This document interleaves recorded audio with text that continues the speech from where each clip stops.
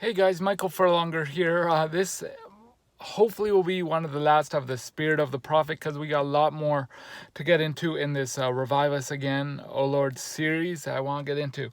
But before we get into anything, I want to talk about the prophets so that we can recognize truth from false, right? Hopefully that.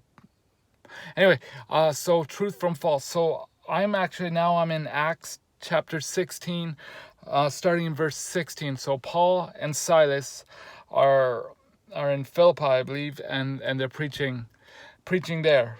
So starting in verse 16, it says, "Once when we were going to a place of prayer, we were met by a slave girl who had a spirit by which she predicted the future." Now, I think that's a lot of things people want nowadays, and they call it, quote, prophecy. And I'll just continue. Predict the future. She earned a great deal of money for her owners by future telling.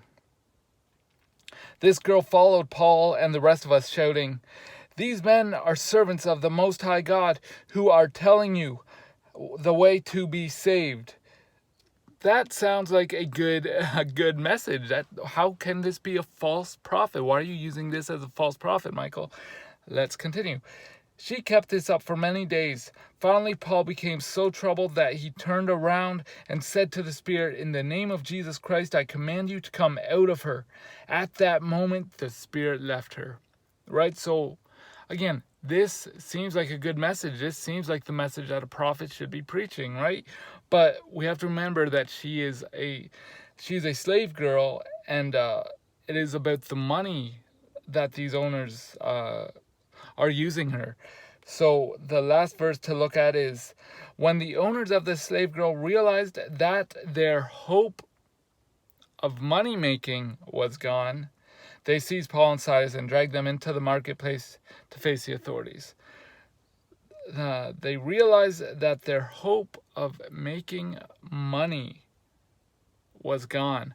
So as we're going through this idea of prophets, Spirit of the Prophets, recognizing false prophets, we need to recognize that not all prophets have good motives, and we should be mindful of that. So let me know what you think. Get ready, because when I get a chance, I'm going to sit down at the computer and I'm going to go through this whole series again. I'm going to put timestamps so that you don't have to listen to too much of the same we've already heard. But leave a comment below, tell me what you think, and I'll talk to you later. Have a good day. Bye now.